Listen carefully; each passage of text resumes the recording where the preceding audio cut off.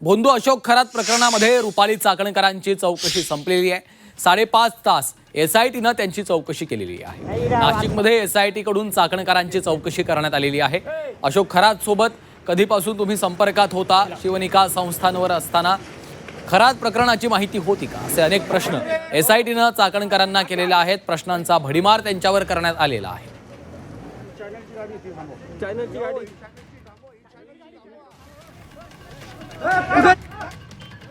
तर चौकशी दरम्यान त्यांना काय प्रश्न विचारलेत? खरात सोबत कधीपासून संपर्कात होता?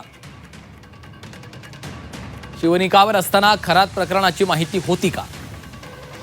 खरात सोबत ज्या पूजा विधी केल्या त्या कोणत्या आहेत? काही आर्थिक संबंध खरात सोबत जोडले होते का? खरात सोबत काढलेले फोटो व्हिडिओ नेमके केव्हाचे आहेत? हे फोटो कोणत्या कार्यक्रमातले आहेत?